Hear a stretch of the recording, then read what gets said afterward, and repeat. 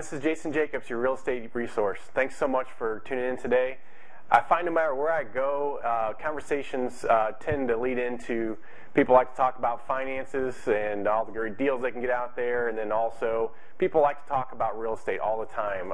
Everybody's got an idea about eventually, rehabbing a property or getting some rental properties as part of their investment portfolio. And honestly, right now it is an amazing time to do so with all the properties that are out in the marketplace.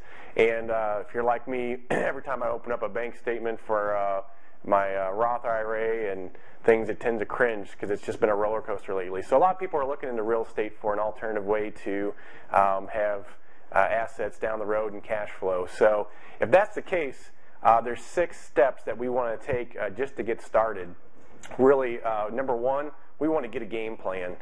We want to make sure, first off, that we sit down and have a consultation. We know that you have the risk tolerance to either, one, be a landlord or to have money out there if you're going to rehab a property. This isn't for everybody. It's really, I really advise a lot of people not to go into this after we sit down and talk. And then we want to look at what kind of strategy you're looking for. You're looking for a property that's going to appreciate more or one that's going to cash flow more. So we want to sit down and get the game plan first. Second, before we do anything else, spend time looking for properties and things. We want to make sure that you're qualified.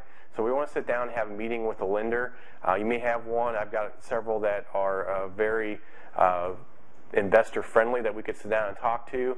We want to make sure that your debt to income ratio is good. We want to make sure that you got enough cash reserves that you can actually handle some of these transactions. The bigger your cash reserve, the better deals you can get, and we'll talk about that in just a little bit. 3, we want to make sure that you create a team. Before we go out and find a property, you want to make sure you have the right realtor in place. We want to make sure that you have an insurance agent that understands what you're trying to do. It's different than a home that you're going to be living in. The costs are different.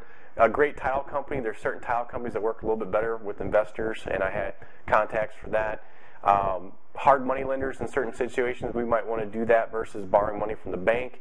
And then you might want to even consult with your lawyer before you get started. And lastly, I got a lot of contractor contacts that can help you out. You might be able to do some things on your own, but you want to have a list of good contractors that can be there to have your back or do the work for you if you don't have the time to do so.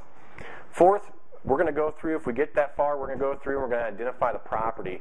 So we're going to go ahead and be looking at a lot of different properties. We're probably going to look at several before we find the one that we're going to purchase.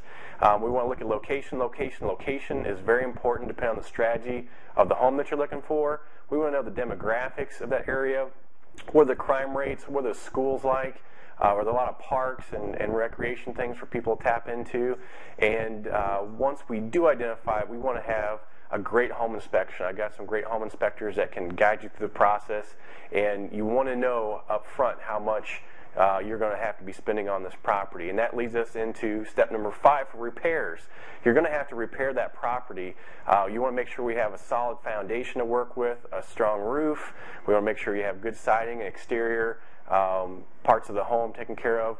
Is the floor system good? What about the plumbing, the electric, your HVAC system, all that stuff is very important. Is there mold in the house? And actually, if there is mold, most people run away from that. And if you want a good deal on a property, I do have some companies that remediate mold, and you can get a fantastic deal on a property because most people run to the hills when they see that.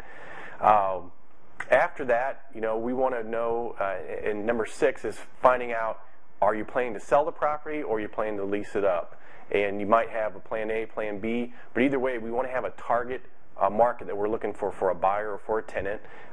We can obviously put a listing on the MLS to sell it or to lease it up. We've got Craigslist. There's all sorts of networking groups that I'm in contact with that have investors that we can tap into.